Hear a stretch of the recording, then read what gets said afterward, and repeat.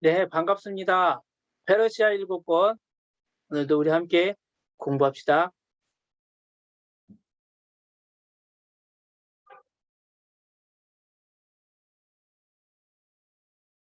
성경 톡 트레스 일곱 분위기 계속 공부해서 이제는 아실 겁니다. 다시 한번 우리 함께 해볼까요? 모세오경, 왕정 500년, 페르시아 일곱권, 중간사 400년, 사복음서, 사도행전 30년, 공동서식 9권. 다시 한번 해볼까요?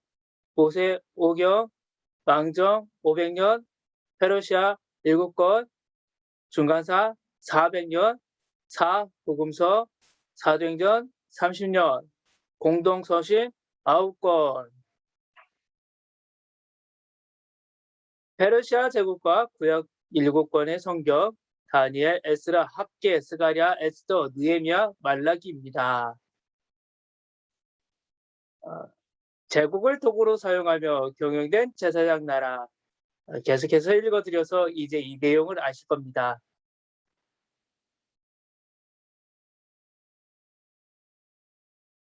우리가 보는 부분은 성경 7가지 분위기 중에 페르시아 7권입니다. 페르시아 시대의 귀환, 아수를 패망시킨 바벨론 제국은 예레미야의 예언대로 70년 만에 제국의 깃발을 내려놓습니다. 그리고 바벨론의 뒤를 이은 페르시아 제국이 메소포타미아, 유역은 물론 나일강까지 포함하는 대제국을 세웁니다. 페르시아 제국을 세운 고레스, 역사에서는 키루스 2세로 나옵니다. 왕은 BC 537년 바벨론이 각 나라들로부터 끌어온 포로들에 대해 귀환을 허락하는 조서를 발표합니다. 이때를 시작으로 유대인들은 3번에 걸쳐서 예루살렘으로 귀환하게 됩니다. 남유다 백성은 바벨론으로 3번에 걸쳐 1차 포로, 2차 포로, 3차 포로로 끌려갔다가 바벨론 제국의 멸망으로 다시 3번에 걸쳐 1차 귀환, 2차 귀환, 3차 귀환, 예루살렘으로 귀환이 이루어졌습니다. 1차 귀환자들은 예루살렘 성전을 재건했고 80년 후에 2차 귀환자들은 재건된 성전을 중심으로 율법을 다시 세워갔으며 2차 귀환한 지 14년 후에 3차 귀환자들은 성벽을 재건했습니다. 먼저 1차 귀환자들은 수고와 헌신, 여러 어려움을 인해 16년간이나 중단되었던 성전 재건을 다시 종료해 마침내 성전 재건을 완성하게 한 학개와 스가랴 선지자의 사역에 초점을 두고 살펴봅니다. 이어서 에스더 왕후는 바벨론에서 예루살렘으로의 1차 귀환과 2차 귀환의 연결고리가 되는 매우 중요한 정치인이자 하나님의 사람입니다. 에스더의 목숨을 건 용기와 결단이 없었다면 1차 귀환 때에 예루살렘으로 돌아가지 않고 페르시아 제국에 남아있던 디아스포라, 유대인들은 모두 죽고 살아남지 못했을 것입니다. 에스더가 없었다면 이 포로 귀환이라는 것은 없었다라는 것입니다. 에스더의 그 정치, 우리는 꼭 기억하셔야 합니다. 에스더의 정치가 있었기 때문에 2차와 3차 귀환의 지도자들인 에스라와 느헤미야가 있었고, 이 정치가 없었다면 이 2차, 3차는 없었다라는 것입니다. 바벨론 제국을 무너뜨리고 새로운 제국의 주인이 된 페르시아는 구약 성경 후반부와 그래서 매우 깊은 관련이 있다는 것입니다. 그래서 우리는 세계 역사와 이 성경을 같이 함께 공부해야지만이 우리 성경의 지식이 좀 더 풍성해질 수 있다라는 것입니다. 페르시아는 구약 성경 39권 중에 7권과 직접적으로 관련이 있습니다. 다니엘, 에스라, 학개, 스가랴, 에스더, 느헤미야, 말라기. 성경에서는 이렇게 순서대로 나와 있진 않습니다. 우리가 이제 역사순으로 통으로 성경을 보자라는 의미에서 이렇게 본 것입니다. 먼저는 바벨론과 페르시아 두 제국에서 행정가와 선지자로 활동한 다니엘이 페르시아와 관련이 있습니다. 그리고 바벨론으로 1차, 2차, 3차에 걸쳐 포로로 잡혀갔던 남유다 사람들은 그곳에서 바벨론이 페르시아에게 망하게 되는 것을 목격하게 되고 페르시아의 왕은 다시 1차, 2차, 3차에 걸쳐 남유다 백성을 귀환시키는데 그 귀환과 성경은 깊은 관련이 있다는 것입니다. 앞서 우리가 다니엘은 살펴보았습니다. 오늘은 다니엘 이후에 나온 성경을 보도록 하겠습니다. 1차 귀환 때에 돌아온 남유다 사람들이 성전을 건축하려다가 방해하는 세력이 있자 16년간이나 성전 건축을 중단했었던 것을 기억할 것입니다. 그때 성전 건축을 다시 독려한 선지자가 바로 학개와 스가랴입니다. 따라서 다니엘을 포함해서 학개와 스가랴 세 권이 페르시아에 관련이 있습니다. 그리고 1차 포로 귀환과 2차 포로 귀환 사이에 일어난 사건이 바로 유대 민족이 말살될 뻔한 것을 페르시아의 왕비가 된 에스더가 민족을 구하게 되고 부림절이라는 명절을 탄생시킨 기록이 있는 에스더입니다. 에스더는 네 번째 책입니다. 요세푸스는 에스더 왕비 이야기가 3차 포로 귀환이 일어난 뒤에 발생한 사건이라고 주장하기도 합니다. 그리고 2차 포로 귀환의 지도자는 학사 에스라입니다. 그리고 3차 포로 귀환의 지도자는 총독 느헤미야이고 다섯 번째와 여섯 번째로 페르시아와 관련한 책은 에스라와 느헤미야입니다. 그리고 구약의 마지막 책인 말라기에도 총독 이야기가 나오는데 그 총독은 바로 페르시아에서 파견한 총독입니다. 그래서 말라기도 페르시아와 관련이 있다는 것입니다. 이렇게 7권의 성경과 페르시아는 깊은 관련이 있다는 것입니다. 밑에 성경의 말씀들은 여러분들이 한번 읽어보시면 도움이 될 것 같습니다. 다니엘 그리고 학개와 스가랴, 에스더, 에스라, 느헤미야, 말라기 이렇게 나와 있는 책들입니다. 다니엘만 한 구절 읽어드리도록 하겠습니다. 메대 사람 다리오가 나라를 얻었는데 그때의 다리오는 62세였더라. 다니엘 5장 31절 말씀입니다.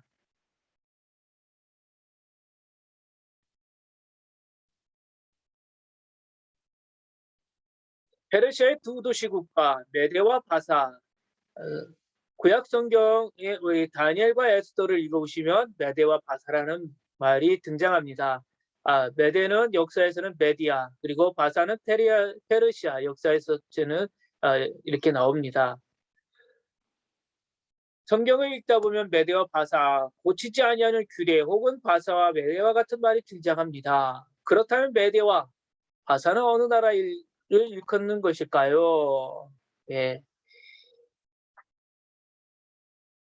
다니엘 6장 7절 8절 말씀입니다. 나라의 모든 총리와 지사와 총독과 법관과 관원이 의논하고 왕에게 한 법률을 세우며 한 금령을 정하실 것을 구하나이다. 왕이여 그것은 곧 이제부터 30일 동안에 누구든지 왕 외의 어떤 신에게나 사람에게나 무엇을 구하면 사자굴에 던져 넣기로 한 것이니이다.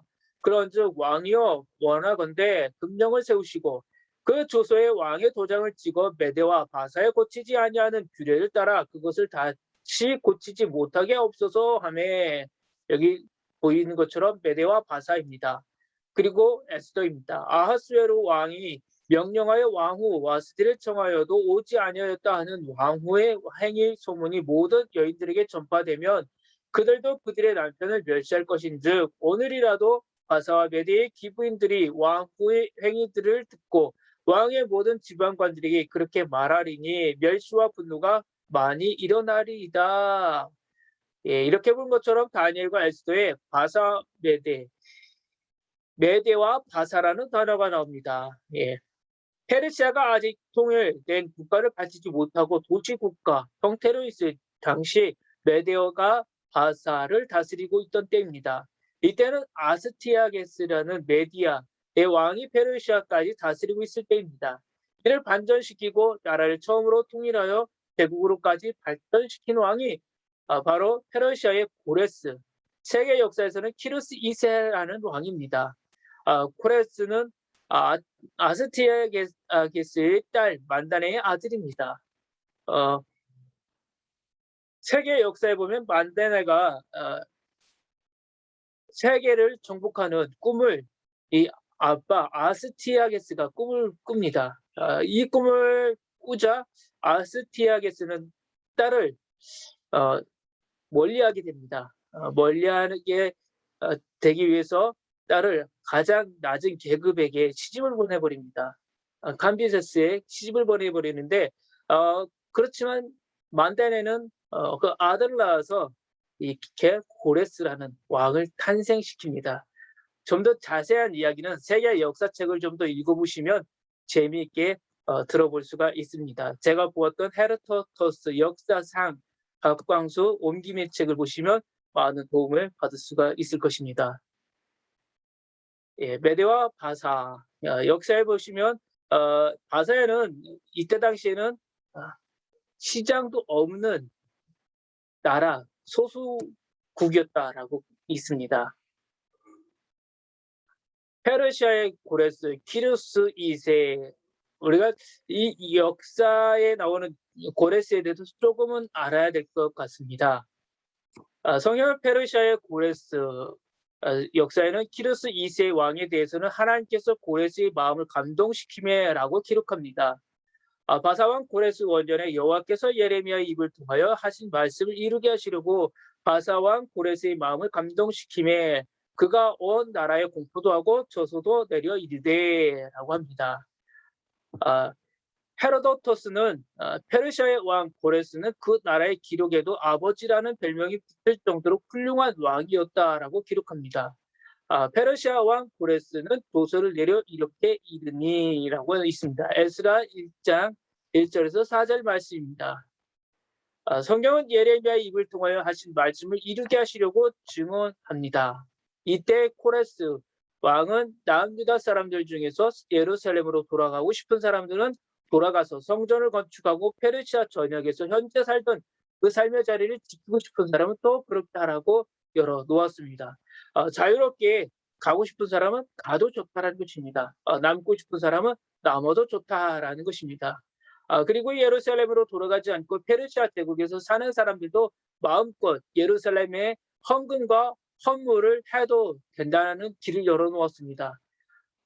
이후의 역사를 보면 이들이 디아스포라, 유대인들이 되어서 해외에 살면서도 1년에 3차례 제사장 나라법입니다.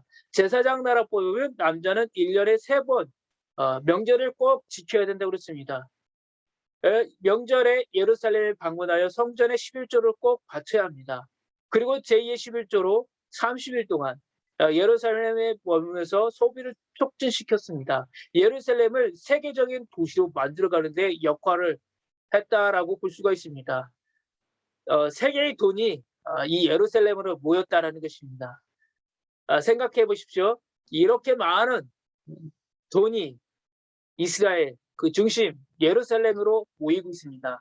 고레스가 포로들을 그냥 페르시아 땅, 바벨론의 땅에 그냥 놔두겠습니까? 다시 돌아갈 수 있는 길을 열도록 만들어 준 겁니다. 고레스는 후에 고레스 대왕으로 불리웠고 페르시아 백성은 고레스를 아버지라 부른 것입니다. 고레스는 미디아의 크로이스를 통해 그리스의 철학과 학문을 접하게 되어 상당한 지식과 교양을 갖추었다라고 합니다. 고레스는 리디아의 왕 크로이스를 만나기 전에는 그렇게 지식이 있는 자라고는 하지 않더라고요. 이 사람은 지식이 짧은 자라고 이야기합니다. 그런데 이 크로이스스를 만난 후부터 사람이 변했다고 합니다. 철학과 학문을 접하게 됐고 상당한 지식과 교양을 갖춘 지식인이라고 이야기합니다. 그 전까지는 그냥 아주 가난한 아들 정도 이렇게 보았다면 지금은 지식인으로 이렇게 본다는 것입니다. 고레스는 아수르 제국의 혼혈주의나 바벨론 제국의 인재교육 정책과는 다른 관용의 정책을 펼쳤습니다. 그래서 점령한 대부분의 지역에서 끌려온 인재들을 각 나라로 돌려보내는 정책을 펼친 것입니다. 참고로 유대인이라는 말은 바벨론이 여러 나라에서 끌려온 각 나라의 사람들을 구분하며 남유다 사람들 그렇게 부르면서 시작된 말입니다. 베냐민과 유대인들이 끌려갔었는데 거기서 많은 사람들이 유다인에서 유대인 이렇게 바뀌게 된 배경입니다. 애굽에서는 아브라함의 후손들을 히브리인이라고 불렀고요. 또 아브라함의 후손들은 그들을 스스로 이스라엘이라고 했습니다. 그 후에 북이스라엘과 남유다로 나뉘어졌을 때는 북이스라엘 사람들을 혼혈족 사마리아인으로 해서 바벨론으로 끌려갔던 남유다 사람들은 유다인, 상술, 유대인의 탈무드라는 말로 바뀌게 되었습니다. 그래서 신약에서는 북이스라엘 사람들, 특별히 갈릴리 사람들에게는 사마리안이라는 소리를 많이 듣게 되었습니다.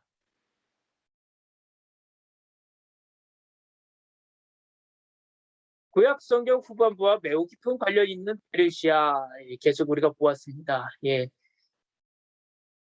4대 왕 아하수로는 에스더와 관련이 있고 5대 왕 아닥사스는 에스라, 느헤미야와 관련이 깊은 왕들입니다. 제가 여기 페르시아 제국의 왕들을 나열해 보았습니다. 첫 번째 왕부터 마지막 왕까지 중간에 빠진 왕들도 있지만 거의 1대 그리고 2대, 3대, 4대 이 5대까지 왕들은 우리 성경과 관련된 이름 왕들입니다. 고레스, 다리오, 아하수에로, 아닥사스다. 그리고 마지막 다리오 같은 왕들은 우리 성경책과 성경 안에 나오는 왕들의 이름입니다. 캄비세스나 아르타샤타 이런 왕들은 우리 성경에는 나오진 않습니다. 70년 만에 제국의 문을 닫은 바벨론에 이어 페르시아 제국도 206년 만에 다리오 때의 마게도니아의 알렉산더에 의해 제국의 깃발을 내리고 헬라 제국의 역사에 등장하게 됩니다. 지도에 보시는 것처럼 페르시아는 지금 현재 이란에 있는 지역입니다. 이 지역이고 또한 현재 이란에 가면 페르시아의 유물들을 볼 수가 있다고 합니다. 페르시아 일국과 오늘은 마지막 남은 책들을 다 보기 때문에요. 좀 긴 시간을 갈 것 같습니다. 좀 힘들고 어렵더라도 지루하지만 그래도 함께 끝까지 했으면 좋겠습니다. 첫 번째 우리 에스라와 학계 스가랴를 먼저 살펴보도록 하겠습니다. 고레스 왕의 투자 정책과 포로 귀환, 그리고 1차 귀환과 성전 재건 시도, 학계의 권면, 스가랴의 격려, 성전 재건의 기쁨 먼저 보도록 하겠습니다. 자, 재건 공동체 우리가 한번 보셨으면 좋겠습니다. 성전 재건 귀환과 투자, 에스더의 파티, 에스라의 권한, 성벽 재건, 고백과 침묵. 자세하게 한번 살펴보십시오. 어떻게 되어 있는지.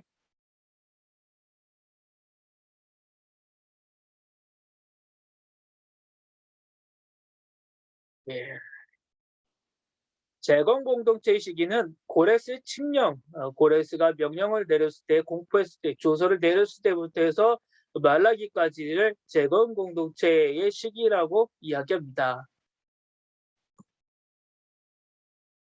성전 재건 귀환과 투자, 에스라 1장에서 6장 학계의 스가랴. 우리가 계속 보았던 말입니다.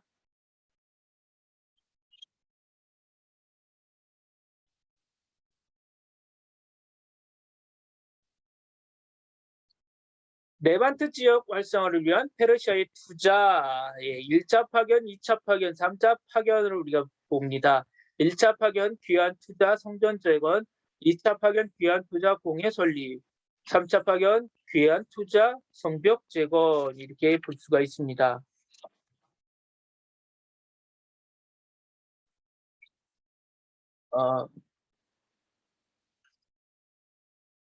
1차 귀환에 지도자인 수르바벨과 함께 예루살렘으로 귀환해 16년 동안 중단되었던 성전 재건을 이루어낸 선지자는 학계와 스가랴 선지자입니다. 그러므로 수르바벨 이야기와 학계 스가랴 이야기를 묶어 읽어야 1차 귀환을 이해하기 쉽습니다. 2차 파견의 공회 설립이라고 있습니다. 학사 에스라는 산해 드린 공회를 이스라엘 땅에 세울 목적을 가지고 들어갔습니다. 에스라를 읽어보시면 알겠지만 에스라는 그의 기도 제목처럼 성경을 기초로 그리고 행정과 법을 세우겠다고 이 예루살렘 그리고 이스라엘의 산에 드린 공회 조직을 세우겠다는 목적으로 들어갔던 것입니다. 그런데 신약에 보시면 어떻습니까? 원래의 목적으로 가지 않고 원래의 목적은 잊어버리고 그들이 타락해서 예수님을 공격하는 모습을 볼 수가 있습니다. 그리고 그들이 이스라엘 백성들을 힘들게 만드는 모습을 본다는 것입니다. 원래 목적은 이스라엘 땅을 회복하는 것입니다. 다시 오실 메시아를 기다리는 조직을 만들려고 했던 것인데 그 엉뚱한 조직을 우리 나중에 볼 것입니다. 3자는 성벽 재건입니다. 페르시아 제국은 레반트 지역을 일종의 경제투구로 삼아 막대한 세금을 거둘 목적으로 개발하려고 했었습니다. 그러나 페르시아 제국은 세금을 거두기 위해 레반트 지역을 개발한다라고 말하지 않았습니다. 바벨론 제국이 끌어온 이게 포로들을 귀환시켜주면서 남유다는 예루살렘 성전을 건축하라라고 말했습니다. 고레스 왕의 투자 정책에 들어가 보면 예레미야의 70년의 약속의 성취뿐만 아니라 에스겔을 통해 주신 성전 조감들의 성취라고 볼 수가 있습니다. 그러니까 예레미야가 받았던 하나님께 받았던 그 70년과 에스겔이 받았던 성전 조감도 이 두 가지가 이제 이루어지고 있다라는 것입니다. 바벨론으로 끌려온 남유다 백성은 70년 동안 예레미야와 에스겔을 통해 품게 된 소망이 있었기에 페르시아에서 이른 삶의 기반을 모두 두고 예루살렘으로 떠날 수 있었습니다. 그래서 페르시아의 투자 정책과 포로 귀환의 소망이 맞물려 1차, 2차, 3차 귀환이 이루어졌던 것입니다. 그리고 페르시아 제국이 이 정책을 스룹바벨과 에스라, 느헤미야 등이 잘 활용했습니다. 그랬기에 포로 귀환과 함께 성전 재건, 성벽 재건이 이루어질 수 있었던 것입니다.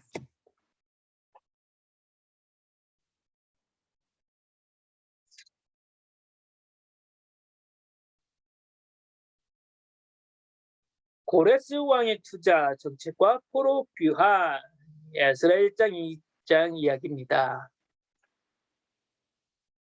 지금 이야기했던 예레미야의 70년 언약의 성취와 에스겔의 성취 이 이야기를 우리가 기억하시면 될 것 같습니다.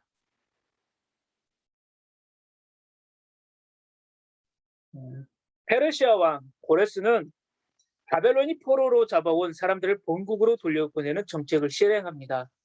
페르시아 제국의 정책이 지방 분권화였기 때문입니다. 나중에 에스더를 보시면 120도를 나누는 것을 볼 수가 있습니다. 지방을 우리 지금 지방화 정책이라는 걸 이야기하지 않습니까? 그것처럼 지방 분권화를 지방이 각자 알아서 할 수 있도록 만든다는 것입니다. 그리고 이는 하나님께서 말씀하셨던 70년의 훈련 기간이 다 된 것을 의미합니다. 고레스 왕은 유대 민족을 본국으로 돌려보내며 하나님의 성전 재건을 허락합니다. 그런데 놀랍게도 고레스는 스룹바벨에게 바벨론 제국이 예루살렘 성전의 약탈에 가지고 온 성전 기명들도 돌려보내줍니다. 고레스의 조서, 고레스 왕의 조서는 역대하와 에스라의 같은 내용으로 기록되어 있다는 거 보시면 알 것입니다.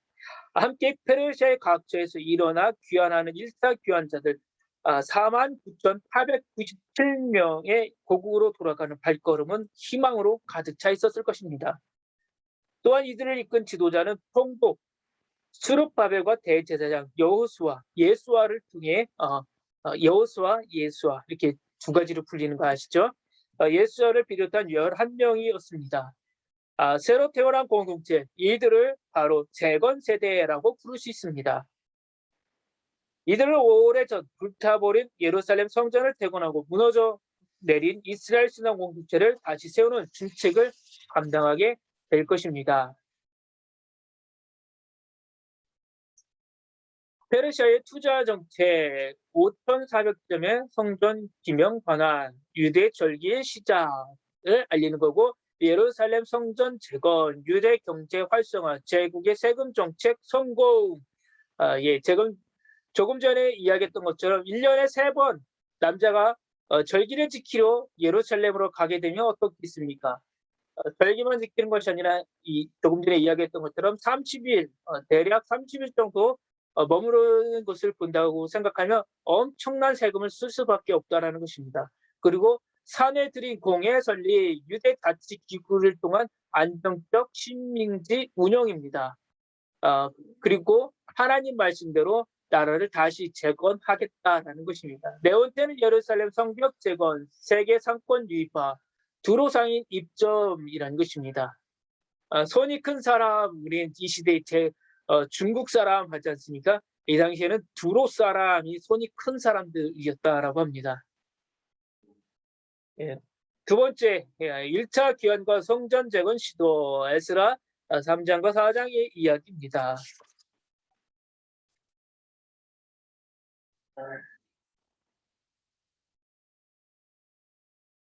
재건 세대는 예루살렘에 도착한 후 먼저 제사장 나라의 절기를 회복합니다. 그리고 예루살렘에 이른 지 2년 2월에 본격적으로 성전 재건 역사를 시작합니다. 노인들은 옛날을 회상하며 기쁨의 눈물을 흘렸고 수많은 사람이 함께 즐거워하였습니다. 그런데 아수르에 의해 이스라엘 땅에 살게 된 이방 민족들이 성전 재건을 방해하기 시작합니다. 점점 살기를 잃게 된 재건 세대는 결국 성전 건축을 중단하고 맙니다. 이때 하나님께서 선지자 학개와 스가랴를 보내십니다.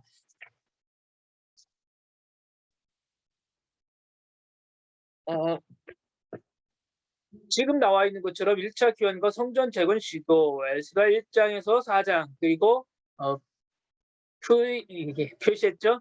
학개 스가랴, 여기에 학개 스가랴를 읽어야 된다는 것입니다. 그리고 에스라 5장부터 6장 읽고 나서 또 V죠?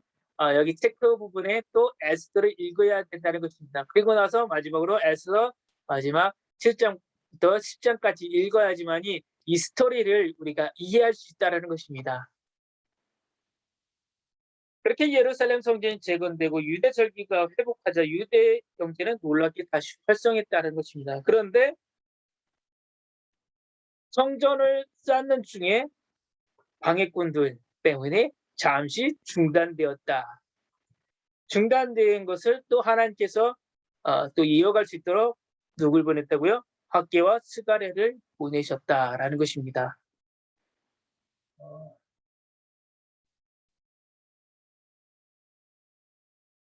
회당에 대해서 다들 아실 것입니다.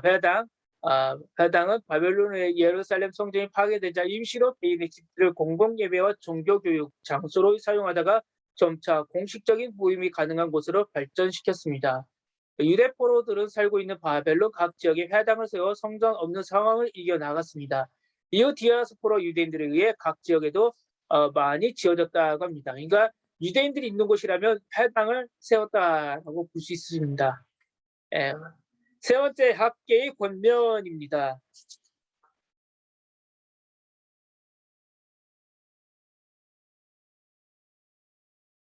학계의 핵심은 우선순위를 기억하라는 것입니다. 지금 우리가 해야 될 것이 무엇이냐?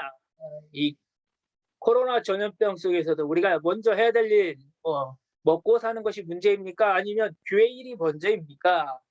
학계는 그거 우선순위를 먼저 기억하라는 것입니다. 머뭇거리지 말고 지금 중단된 것을 이제 시작하라는 것입니다. 지금까지 하나님의 손길을 느꼈다면 여기까지 너희들이 페르시아에서 예루살렘까지 온 것을 하나님이 인도한 것을 느꼈다면 그들의 눈앞에 나아가야 할 방향이 분명히 보인다면 주저할 필요가 없이 행동하라는 것입니다. 이웃들이 우리를 방해해도 우리는 성전을 쌓아야 된다는 것입니다. 때로는 작은 어려움이 있을 수도 있다는 것입니다. 그리고 일이 더디 진행될 수도 있다는 것입니다. 그러나 믿음이 있다면 그 어떤 어려움도 크게 문제되지 않고 성전 재건을 반드시 해낼 수 있다라고 학계 선지자는 강조하고 격려한 것입니다. 또한 학계는 성전을 건축한 이들에게 위로의 말씀을 전하며 예루살렘 성전이 지금 황폐하지만 이후에 하나님의 영광으로 가득 차리라고 말합니다. 다행히도 귀한 공동체가 학계의 선지자가 전한 하나님의 말씀을 청종합니다. 하나님께서 용기를 주시며 말씀하십니다. 이 땅 모든 백성아 스스로 국세게 하여 일할지어다. 내가 너희와 함께 하노라. 학계 2장 4절 말씀입니다.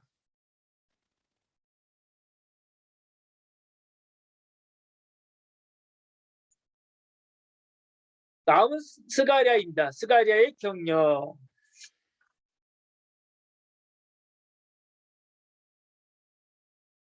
성전 재건을 통해 귀한 공동체는 어두웠던 과거의 모습을 벗어버리고 마침내 하나님 앞에 다시 거룩한 백성으로 설 수 있게 되었습니다. 에스라 6장은 길고 어두운 터널을 통과하고 새로운 대로 앞에 선 귀한 공동체의 즐거운 노랫소리, 재건된 예루살렘 성전을 배경으로 가득 차 있음을 보여줍니다.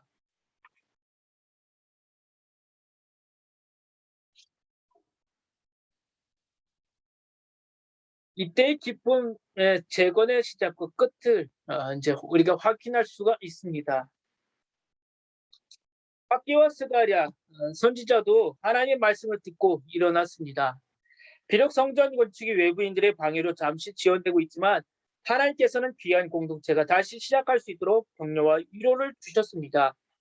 특히 하나님께서는 스룹바벨과 여호수아에게 성령의 능력을 터입혀 주겠다고 격려하시면서 성전 재건을 끝까지 이루어낼 것을 촉구하셨습니다. 이제 귀한 공동체의 과제는 하나님의 약속, 곧 이스라엘을 하나님의 백성으로 삼으시겠다는 약속을 믿고 순종하며 전진하는 일입니다.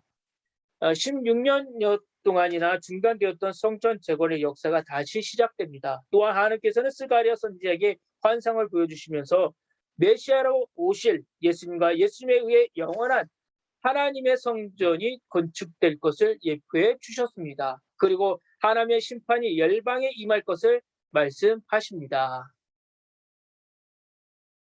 스가랴 9장 9절 말씀입니다. 보라 내 왕이 되게 임하시나니 그는 공의로우시며 구원을 베푸시며 겸손하여서 나귀를 타시나니 나귀의 작은 것 곧 나귀 새끼니라.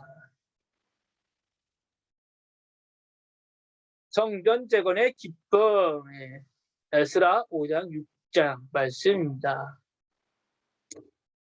재건의 기쁨, 성전 건축의 기쁨, 다윗이 하나님의 성막을 성전으로 건축하겠다라고 했을 때 하나님께서 솔로몬에게 성전 건축을 허락하셨고 성전을 솔로몬이 건축했을 때의 그 말씀입니다. 그리고 스룹바벨이 성전 재건에 했을 때 그 기쁨, 재건의 시작과 재건의 끝 주신 말씀입니다.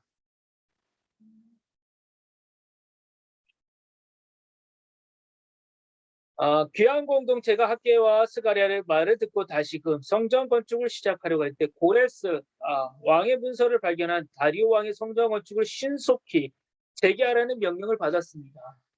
중단이 되었을 때 그 세 번째 왕, 페르시아의 세 번째 왕이 이 고레스 왕의 문서를 부었다는 것입니다.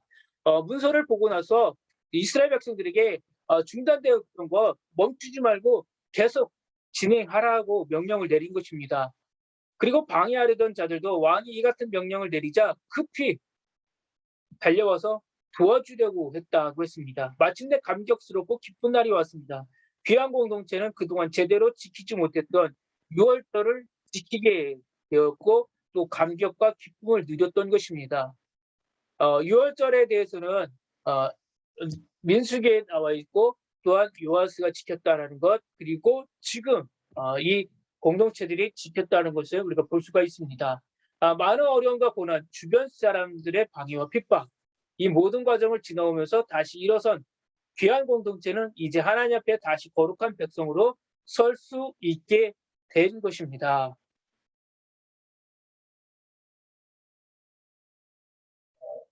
에스더입니다. 에스더의 파티. 에스더는 네 가지로 이렇게 나눠 볼 수 있습니다. 페르시아 왕후 에스더, 죽으면 죽으리라 두 번의 파티 정치, 왕의 조서를 뛰어넘는 왕의 조서, 불임절, and next. 공간은 페르시아 수상궁, 수도입니다. 첫 번째, 페르시아 왕후 에스더, 아하스로 왕의 180일잔치 그림의 모습입니다.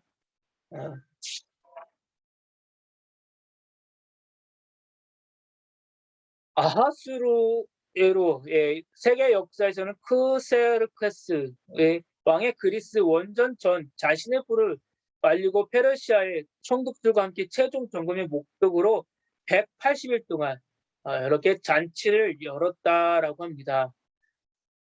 이때 와스티 왕후폐위 사건이 발생하게 됩니다. 레오 우드 이스라엘 역사에 따르면 1년간의 준비 과정을 거치고 4년간의 그리스 원정을 마치고 돌아온 아하수에로의 제7년째 에스더는 페르시아의 왕후가 되었다고 합니다.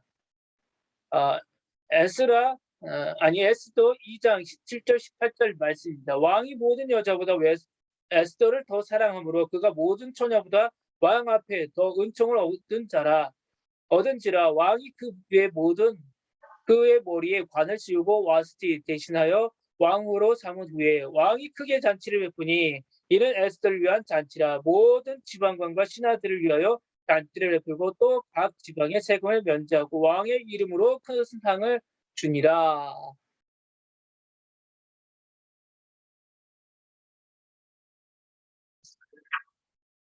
바벨론 포로 70년을 마치고 예루살렘으로 귀환하게 된 유대인들은 과거 바벨론으로 끌려갔을 때처럼 세 차례에 걸쳐 귀환하게 됩니다. 1차 귀환과 2차 귀환 사이에 80년의 시간이 들어있었습니다. 1차 귀환자들은 예루살렘에 돌아와 성전의 건축을 놓고 방해자들은 방해로 말미암아 16년 동안이나 성전 재건을 중단하게 됩니다. 그때 하나님께서 학교와스 가랴 선지자를 귀환 공동체에 보내셔 독려하심으로 마침내 성전을 재건하게 하셨습니다. 이렇게 예루살렘에서는 성전이 재건되고 예루살렘이 조금씩 과거의 모습을 회복하려고 할 즈음이었다는 것입니다. 당시 페르시아 제국이 그리스 연합군의 3차 전쟁, 살라미스 유명한 해전입니다. 해전을 앞두고 사기 진작을 위해 180일 동안 잔치를 하던 도중 와스디 왕과 폐위되는 사건이 이렇게 발생된 것입니다.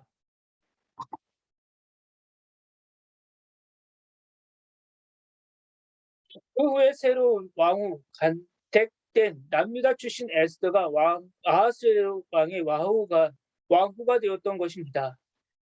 이때 아하스웨로 왕은 에스더 왕후를 맞이한 기념으로 페르시아 제국 전역에 세금을 면제해주는 호의를 베풀기도 했던 것입니다.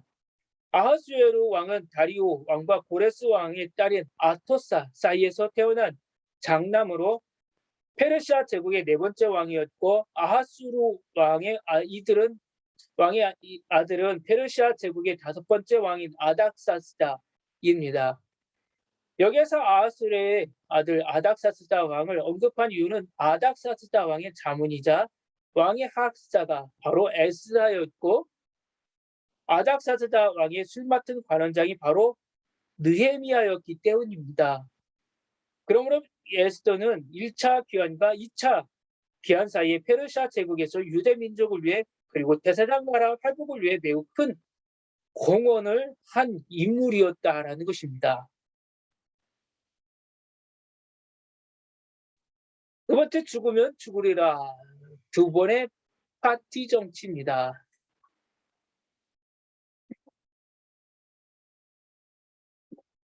에스더가 페르시아 제국의 왕후가 된 때에 페르시아 제국의 권력 2인자는 아각 사람 하만이었습니다. 하만은 아하스웨르 왕의 절대 신임을 받았던 왕의 오른팔이었습니다. 그런데 하만이 에스더의 사촌이 모르드게에게 원한을 품으면서 문제가 발생하기 시작했습니다. 결국 이 문제는 예루살렘으로 귀환하지 않고 페르시아 전역에 흩어져 디아스포라 유대인으로 살고 있던 남유다 백성 모두의 목숨을 이대로 깼습니다. 이 문제를 해결하기 위해 에스더가 페르시아 제국의 법에 맞서 죽으면 죽으리라는 결심으로 목숨을 걸고 왕 앞에 나아가겠습니다. 페르시아 제국은 와스디 페이시 사건을 계기로 아무리 왕후라도 왕이 부르지 않으면 왕 앞에 나아갈 수 없었습니다. 왕이 부르는데도 나가지 않으면 죽는 것이 법으로 제정된 상황이었습니다. 페르시아 제국의 이 법을 잘 알고 있는 에스더가 모르드게의 설득과 자신의 결심으로 3일 금식하고 마침내 자신을 부르지도 않은 왕 앞에 나아갔던 것입니다. 그러자 하나님께서 에스더를 도우십니다. 아하스웨로 왕이 법을 어기고 왕에게 온 에스더에게 벌 대신 소원을 말하면 들어주겠다고 합니다. 이때 에스더는 계획한 대로 아하스웨로 왕과 하만을 두 번이나 파티 초대하고 두 번째 파티에서 마침내 하만의 음모를 밝히게 됩니다.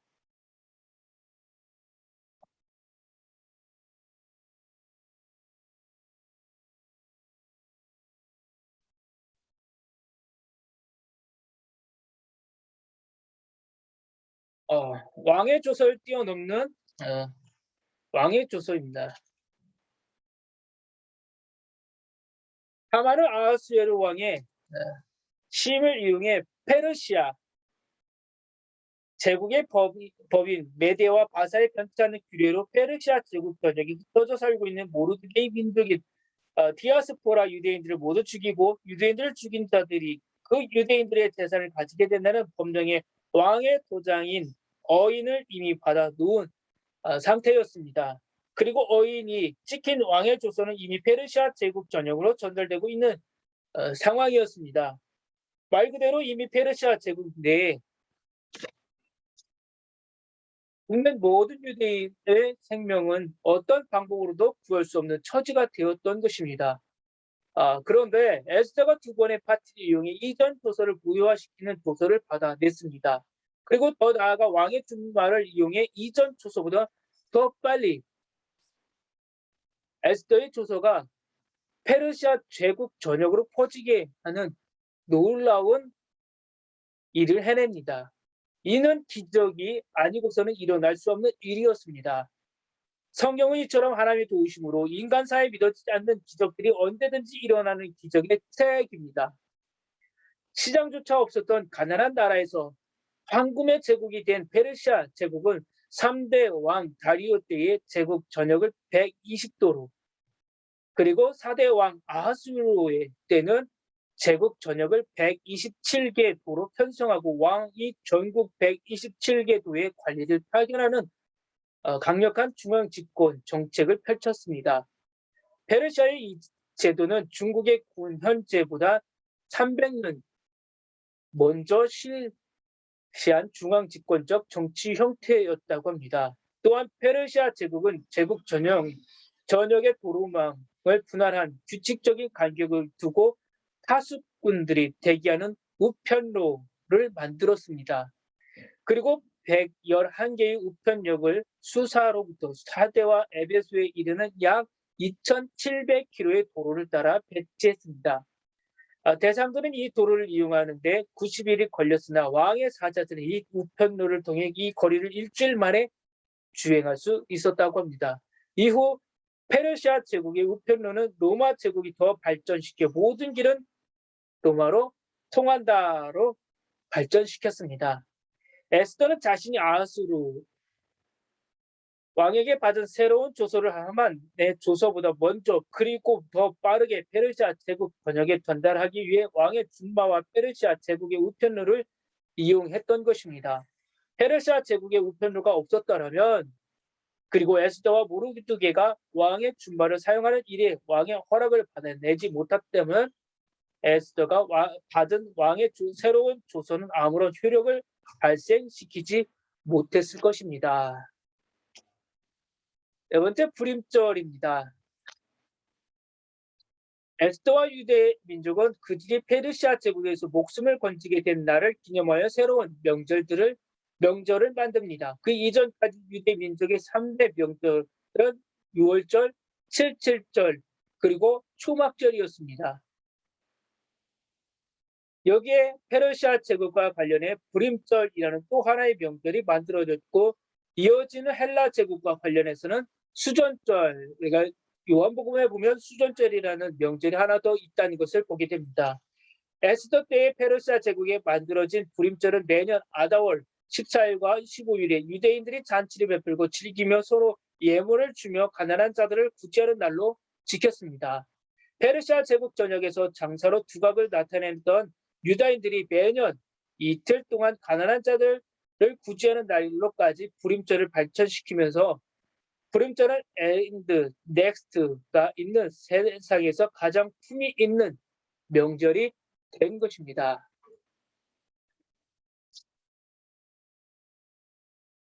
에스라의 권한입니다. 에스라 7장에서 10장까지의 이야기입니다.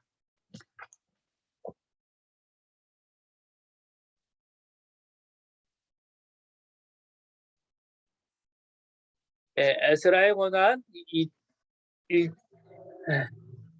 2차 귀환의 지도자 에스라,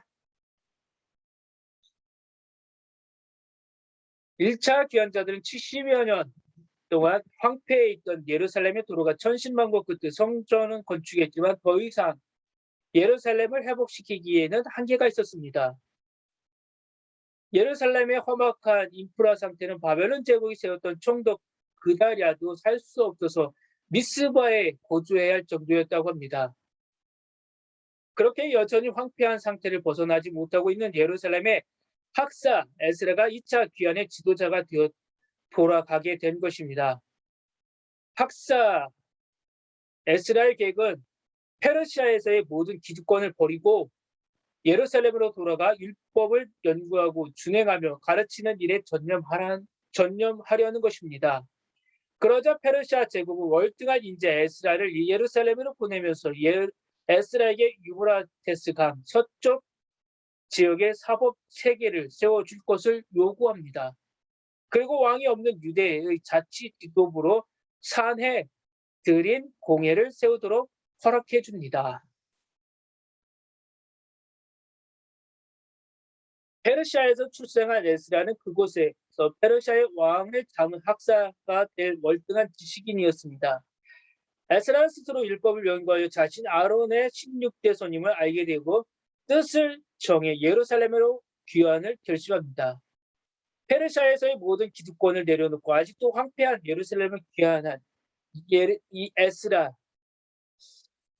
모습이 참 대단하지 않습니까? 내가 가진 것을 다 내려놓고 없는 곳을 향해서 내가 가진 지식을 향해 바친다. 예루살렘을 향해서 간다. 참 대단하다라고 볼 수가 있습니다.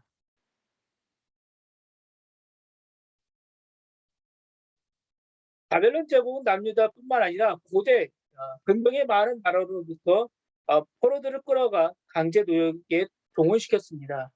그런데 남유다 포로들은 제외한 여타 다른 나라에서 끌려간 포로들은 어느 누구도 바벨론 제국이 70년 만에 멸망할 것이라는 고급 정보를 알지 못했다고 합니다. 오직 남유다 출신 포로들만이 예레미야의 편지로 바벨론 제국이 70년 만에 멸망한다는 것을 알고 있었다고 합니다. 더 나아가 남유다 출신 포로들은 에스겔의 가르침에 따라 바벨론 제국에서 70년 동안 제사장 나라 재교육을 받으면서 다른 민족들과 달리 오히려 월등한 인재들이 되는 시간을 보냈다고 합니다. 그러자 바벨론 제국을 무너뜨린 페르시아 제국은 여러 민족들 가운데 남유다 출신 포로들을 그들의 제국 발전을 위한 경제 파트너로 삼았던 것입니다. 그 대표적인 예가 바로 1차 귀환자들을 돌려보내며 바벨론의 마르독 신전에 보관되어 있던 예루살렘의 성전 기명 5,400점을 되돌려 준 것입니다. 더 나아가 페르시아 제국은 2차 귀환의 지도자로 에스라를 세워 예루살렘으로 귀환시켰던 것입니다. 레반트 지역에 대해서 우리가 보았습니다.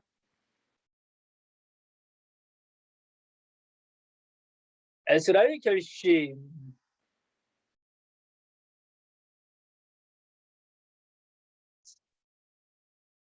두 번째 에스라의 권한입니다. 에스라가 무슨 권한이 있기에 이렇게 힘이 놀랍습니까?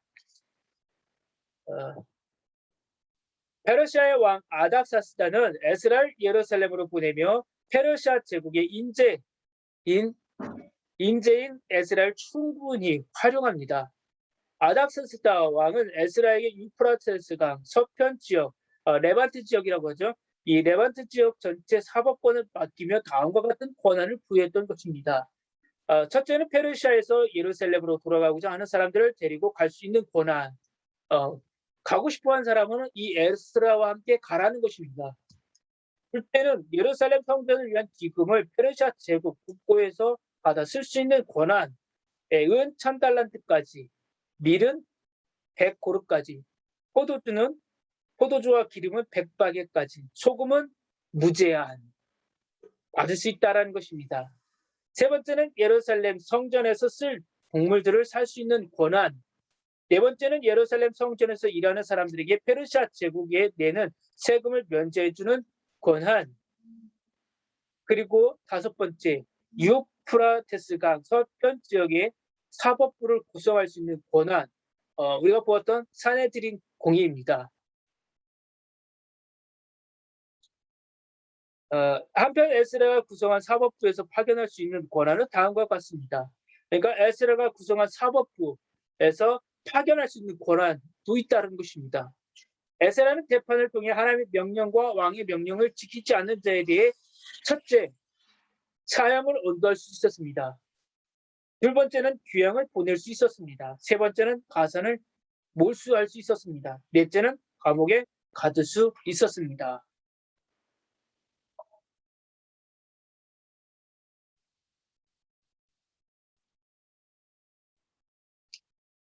에스라와 함께한 2차 귀환자들,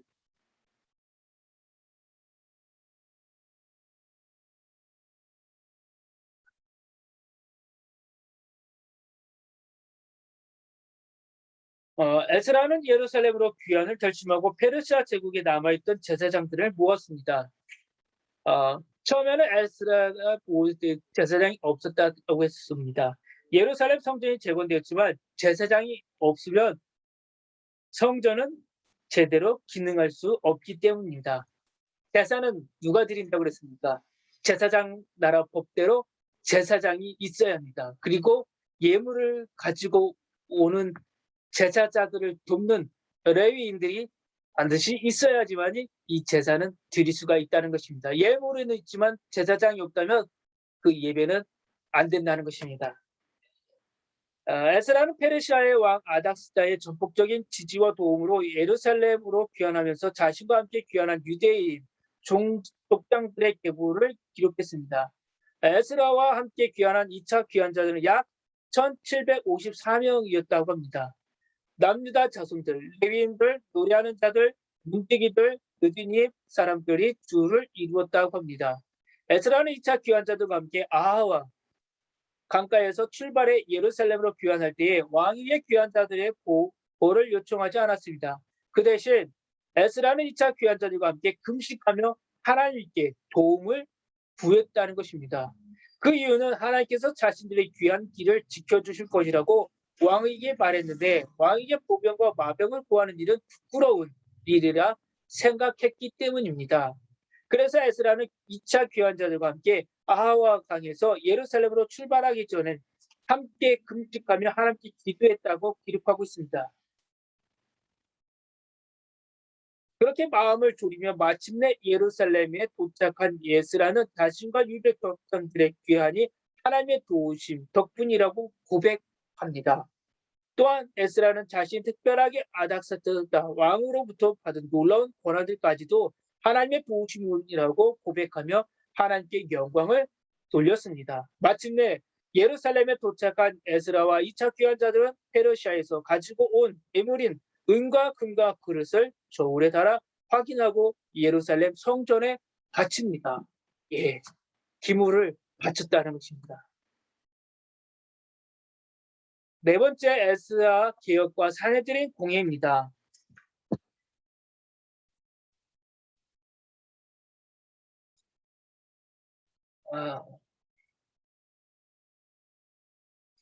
페르시아 제국의 아닥스다 왕은 남유다 스스로 자치 활동을 하게 하기 위해 에스라 중심의 사내들의 공예를 출범하도록 허락해 주었습니다. 이렇게 에스라 때에 만들어진 71인 위원회인 사내들인 공예원은 유대 자치 기구로 계속해서 존속, 발전되면서 페르시아 제국과 헬라 제국, 로마 제국의 통치를 받을 때까지도 유지되었습니다. 그리고 에스라 때 만들어진 사내들인 공예는 이후 예수님과 예수님의 제자들 스데반과 사도 바울까지 재판하게 됩니다. 사복음서에서는 1차 재판의 기록이 있고 또 사도행전에 보면 4번의 재판의 기록이 있습니다. 시드기야를 끝으로 유대 민족에 더 이상의 왕은 없었지만 사내들인 공예를 중심으로 하는 유대 자치 지도부는 계속해서 예루살렘 성전을 중심으로 유대 민족을 이끌어가는 지도부로 역할을 감당했습니다. 그리고 에스라는 예루살렘을 개혁하기 시작했습니다. 그 이유는 약 90년 전 예루살렘에 먼저 귀환한 1차 귀환자들 중에 제사장들과 레인들조차 율법을 어기며 이방 백성들과 통혼하고 부끄러움을 모르며 살고 있었기 때문입니다. 에스라는 귀한 공동체의 내 여러 문제를 해결하기 위해 자신이 먼저 앞장서서 금식하며 회개하는 모습을 보여주었습니다. 그러자 귀한 공동체는 그들 스스로 이방 여인을 아내로 삼은 것에 대해 잘못을 고백하고 율법대로 이방 여인들을 돌려보내기로 결의합니다. 이에 에스라가 그들의 말을 듣고 귀한 공동체 전체를 3일 안에 예루살렘에 다 모으고 이방 여인을 아내로 삼은 자들에 대한 전수조사를 실행합니다. 이 조사에는 에스라가 종족에 따라 지명한 족장들 몇 사람이 선임되었고 조사를 마친 후 약속에 따라 이방 여인들을 모두 그들의 나라로 돌려보냅니다. 에스라는 그의 책의 결론 부분을 이방 여인들 아내로 삼았다가 돌려보낸 자들의 명단으로 끝을 맺습니다. 에스라의 회개 기도. 제사장 나라 리세트한 것입니다. 한번 보시면 되겠습니다.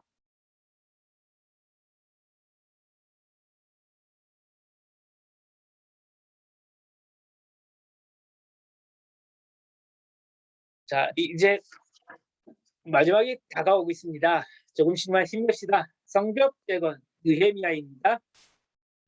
느헤미야는 5가지로 우리가 볼 수가 있습니다. 느헤미야의 천년을 담은 기도, 3차 귀환의 지도자 느헤미야, 예루살렘 성벽 재건, 성경 통독 집회와 초막절, 느헤미야의 최종 목표.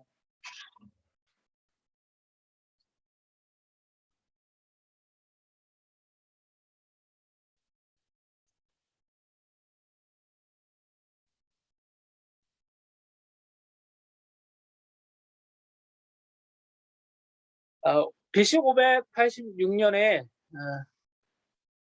바벨론 제국에 의해 예루살렘 성전이 함락되었습니다.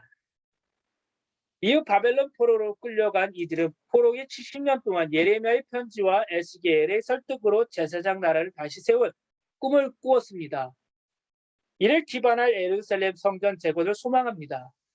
그렇게 훈련받은 바벨론 포로들이 70년의 기간 동안 극산품 무화과 열매가 되어 페르시아 제국의 도움을 받아 예루살렘으로 1차 귀환하여 성전을 재건하고 2차 귀환하여 개혁함으로 제사장 나라를 리셋했습니다. 그 사이에 에스더의 노력으로 페르시아에서 말살될 뻔한 위기도 이겨냈습니다. 여기까지가 우리가 지금 보았던 장면들입니다. 이제 마지막으로 느헤미야가 3차 귀환하여 성벽을 재건하여 예루살렘을 완전히 튼튼히 세우는 내용을 이제 살펴볼 것입니다. 자, 중간 목표, 최종 목표. 예레미야가 울었습니다. 느헤미야는 웃었습니다. 폐허가 된 모습을 보았던 예레미야, 안전한 예루살렘 성벽을 본 느헤미야. 예루살렘의 모습들. 성벽 재건 첫 번째, 느헤미야의 천년을 담은 기도입니다.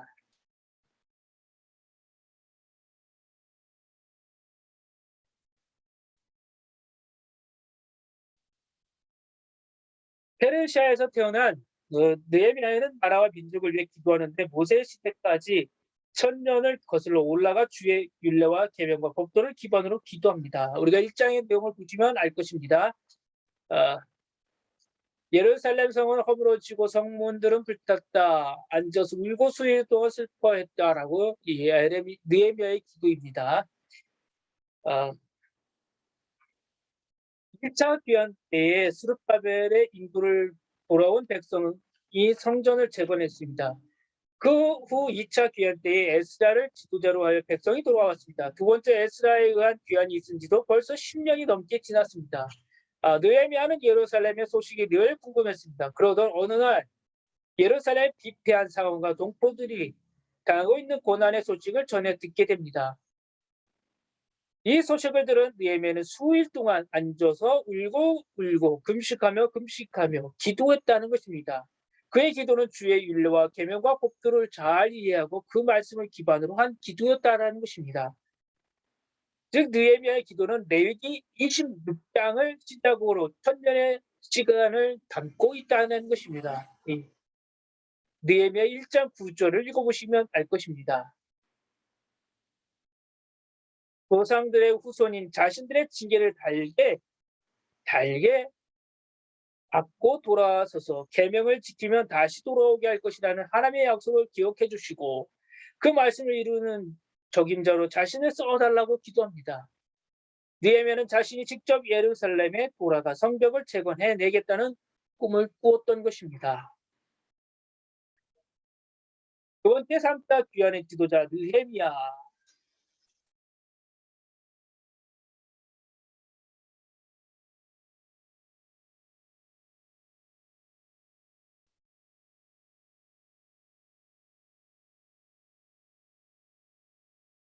꿈꾸고 기도했던 대로 느헤미야는 왕과 가까운 사람이 되었습니다. 당시 왕의 술관원이라는 직급은 왕의 측근으로서 정치적으로 매우 귀중한 자리였습니다. 어느 날 느헤미야는 왕 앞에 술잔을 들일 때 평소와 달리 얼굴에 가득한 수심을 표현합니다. 내가 병이 없거늘 어찌하여 얼굴에 수심이 있느냐? 이는 필연 내 마음에 근심이 있음이로다. 느헤미야가 말합니다. 왕은 만세수라 없어서 내 조상들의 묘실이 있는 성읍이 이제까지 황폐하고 성문이 불탔사오니 내가 어찌 얼굴에 수심이 없사오리까? 그러면 내가 무엇을 원하느냐? 나를 유다 땅에 나의 조상들의 묘실이 있는 성읍에 보내어 그 성을 건축하게 하옵소서. 내가 몇 날에 다녀올 길이며 어느 때에 돌아오겠느냐? 까지 오겠습니다.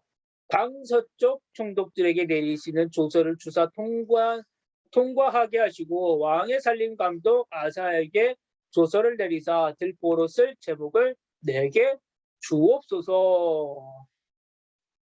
느헤미야는 바로 이러한 대답을 합니다. 왕은 만세수를 없어서 왕을 해하려는 마음이 없다는 것을 밝힌다는 것입니다.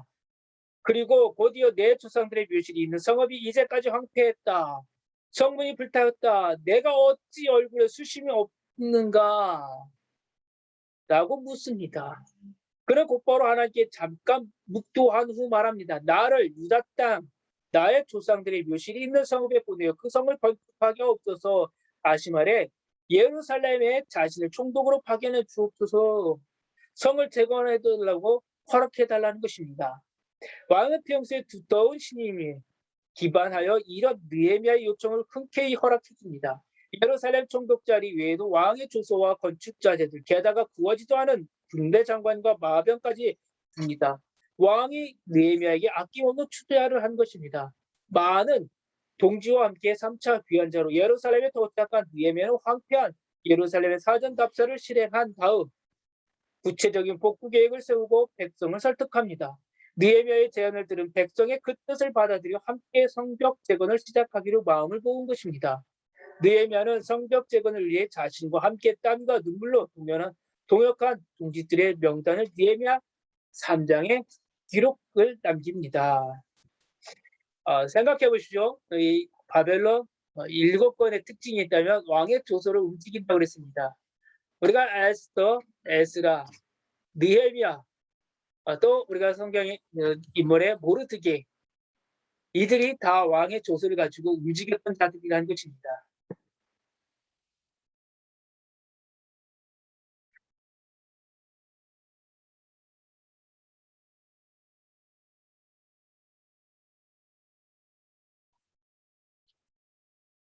레반트 지역 활성화를 위한 페르시아의 투자, 우리가 좀 전에 보았던 말씀입니다. 성경에 기록된 왕의 조서들, 고대사에서 왕의 조서는 누구도 변개하지 못하는 통치 명령이자 법이다. 그리고 보았던 것입니다.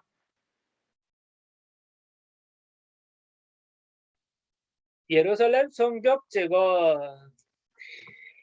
예루살렘 성벽은 BC 586년 남유다가 멸망할 때 바벨론 군사들에 의해 허물어진 후 150년 가까이 그 상태 그대로 방치되어 있었습니다. 사실 종교적인 건물인 성전을 재건하는데 큰 의미를 두지는 않을 수 있습니다. 그러나 정치적인 의미를 담고 있는 성벽은 누구도 감히 재건의 꿈을 꾸긴 힘듭니다. 그런데 바로 그 꿈을 느헤미야가 품었다는 것입니다. 거기에다가 페르시아 제국의 지방화 정책이 맞물렸기에 예루살렘 성벽은 재건될 수 있었다는 것입니다.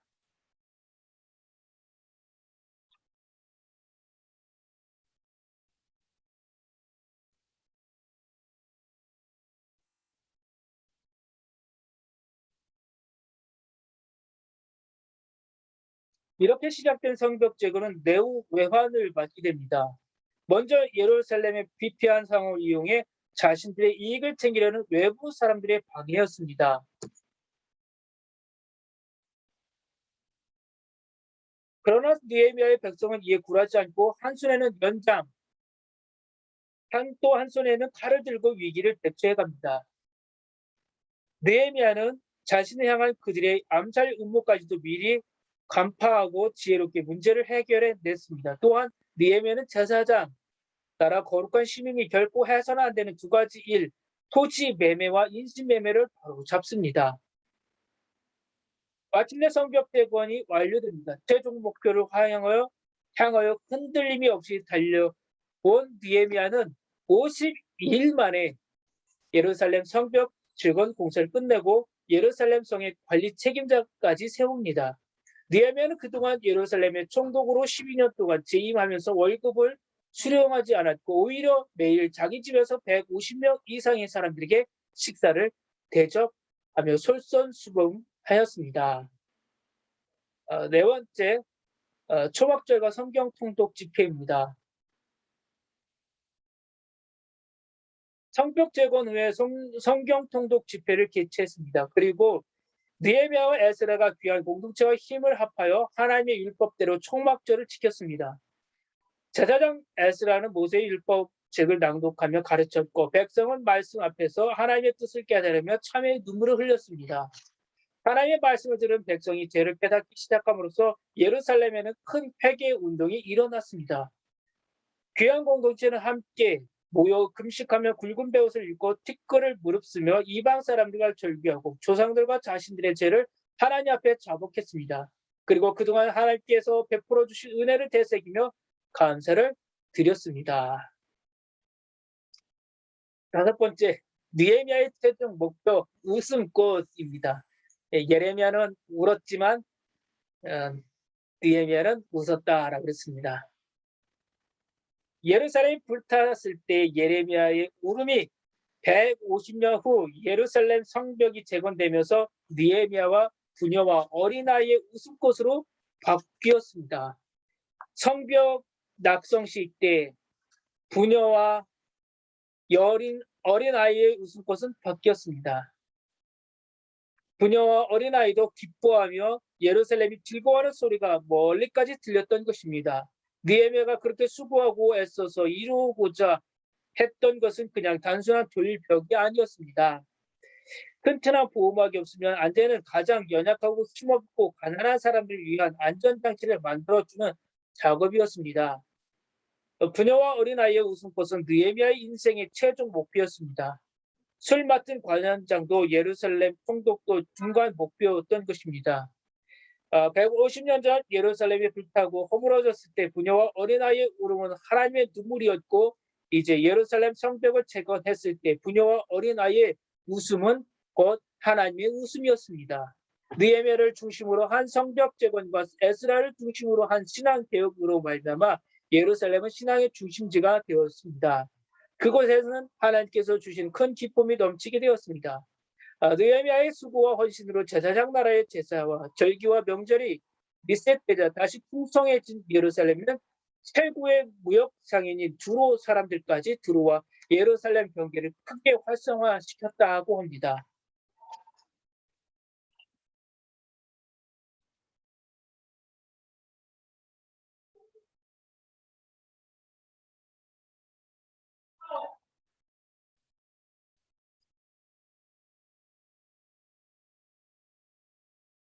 두로는 어떤 나라일까? 여러분들이 한번 읽어보시면 도움이 될 것 같습니다.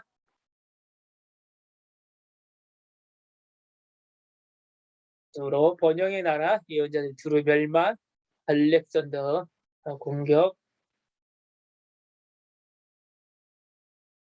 예, 이제 마지막 말라기입니다. 고백과 침묵, 말라기. 말라기는 세 가지로 우리가 볼 수가 있습니다. 하나님과 이스라엘의 습분 대화, 제사장들과 백성이 범죄, 하나님의 침묵.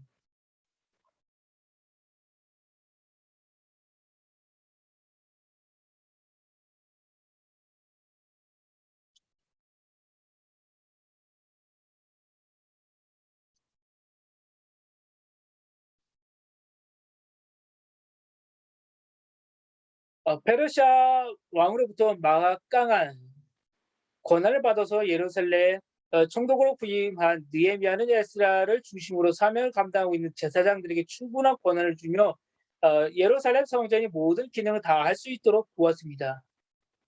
때문에 페르시아 제국이 유대를 지배하던 이 시기에는 예루살렘에서 제사장들의 위치가 다시 자리매김됐고 제사장 나라가 리셋될 수 있었습니다.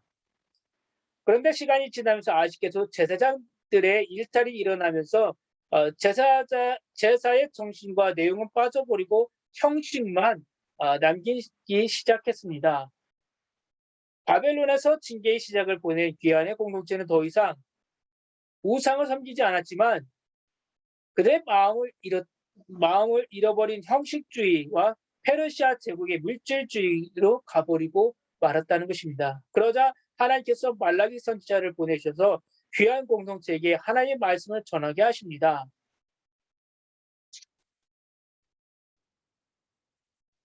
말라기가 쓸쓸한 이유는 하나님께서 말라기 이후 400년 동안 침묵하시기 때문입니다. 하나님께서는 아브라함의 후손들이 이스라엘 백성과 시내산에서 제사장 나라 언약을 맺으신 후에 1500년 동안 신실하게 그 언약을 지키셨지만 이스라엘 백성은 하나님과 맺은 언약을 저버렸기 때문에 레위기 26장의 예고대로 3단계에 걸친 징계를 받았습니다. 그들이 이를 꺾으며 하나님께 사랑받은 기억이 없다고 생각했던 것입니다. 어떻게 우리를 사랑하셨느냐라고 묻는 귀한 공동체에게 하나님께서는 하나님이 세상을 이처럼 사랑하사 독생자를 보내신다라는 말씀을 하기 위해 400년을 침묵하십니다. 그 기간이 바로 중간사 400년입니다. 말라기 첫 번째, 하나님과 이스라엘의 슬픈 대화.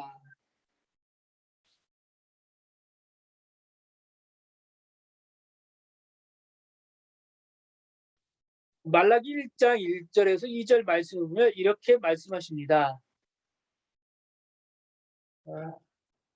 여호와께서 말라기를 통하여 이스라엘에게 말씀하신 경고라. 여호와께서 이르시되 내가 너희를 사랑하였노라 하나 너희는 이르기를 주께서 어떻게 우리를 사랑하셨나이까 하는도다. 나 여호와가 말하노라. 에서는 야곱의 형이 아니냐. 그러나 내가 야곱을 사랑하였고 이렇게 시작합니다. 하나님께서 제사장들의 죄악을 지적하십니다. 너희가 더러운 떡을 나의 제단에 드리고도 말하기를 우리가 어떻게 주를 더럽게 하였나이까 하는도다. 이는 너희가 여호와의 식탁은 경멸히 여길 것이라 말하기 때문이라. 만군의 여호와가 이르노라. 너희가 눈먼 희생 제물을 바치는 것이 어찌 악하지 아니하며 저는 것 병든 것을 드리는 것이 어찌 악하지 아니하냐. 이제 그것을 너희 총독에게 드려보라. 그가 너를 기뻐하겠으며 너를 받아주겠느냐. 또한 백성의 죄악도 하나둘 폭로됩니다. 하나님께 드리는 제단에 더러운 떡을 놓고 눈먼 것, 저는 것, 병든 것을 제물로 바치는 등의 기계적인 예배, 우상 숭배, 이방 여인과 결혼하기 위해 젊었을 때 맞이한 아내를 버리는 백성의 이웃, 하나님의 정의에 대한 의심, 하나님의 것인 11조와 봉헌물, 도적질, 하나님을 경외하지 않고 완악한 말로 대적하는 죄 등 그들의 죄악은 손으로 다 꼽을 수 없을 정도였다라고 말씀합니다.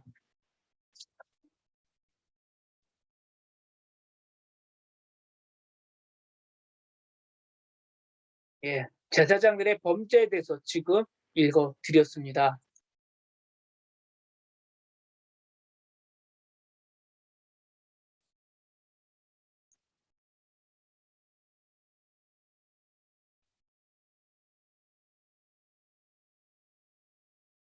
11조 나의 집에 양식이 있게 하고 11조 규례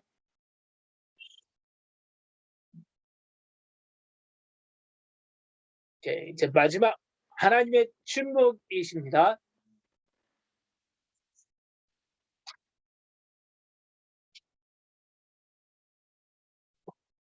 하나님께서는 말라기 선지자를 통해 더 이상 이스라엘에게 선지자를 보내지 않고 침묵할 것이다라고 이제 말씀하십니다. 하나님께서는 늘 그의 자녀된 이스라엘과 대하기를 좋아하셨습니다. 그들이 제약된 길로 갈 때마다 하나님의 사람들을 보내셔서 돌아오라, 돌아오라 하고 애타게 부르셨습니다. 막대기를 들어 벌을 주시고 남의 나라의 포로로 다녀오게도 하셨습니다. 그런데 하나님께서 이제 침묵하십니다. 그것도 하루 이틀이 아닌 400년을 침묵하십니다. 어떻게 우리를 사랑하셨나이까? 라는 이스라엘에게 이렇게 너희를 사랑하였노라 라고 직접 보여주시기 위해 침묵의 준비 기간을 보내시는 것입니다. 하나님께서 정하신 여호와의 날 전에 엘리야를 보내겠다라고 말씀하셨습니다. 그래서 아버지의 마음을 자녀에게 돌이키게 하고 자녀들의 마음을 그들의 아버지에게로 돌이키게 하겠다고 말씀하십니다. 400여 년의 침묵 후 하나님의 약속대로 엘리야인 세례 요한이 등장할 것입니다. 그리고 마침내 하나님의 독생자 예수 그리스도를 이 땅에 보내심으로 구원 역사를 이루어 가실 것입니다. 인생들을 포기하실 수 없기 때문입니다. 하나님은 사랑이십니다.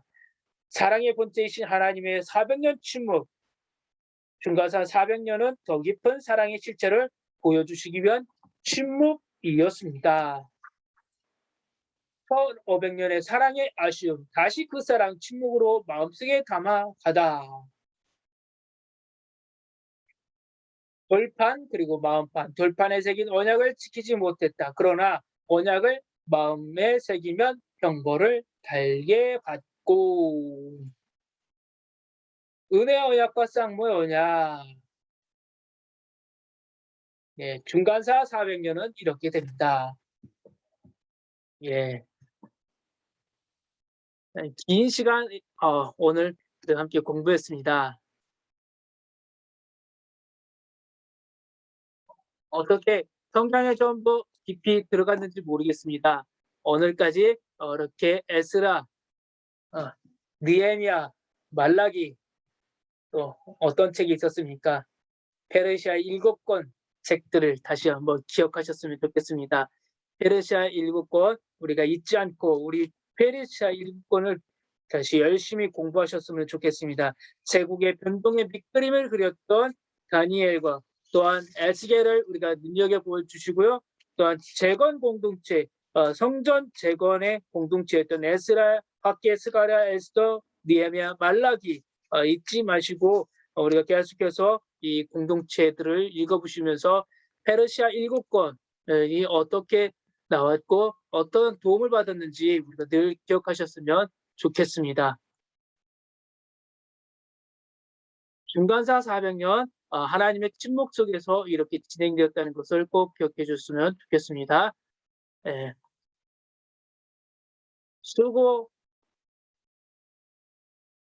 수고하셨습니다. 예.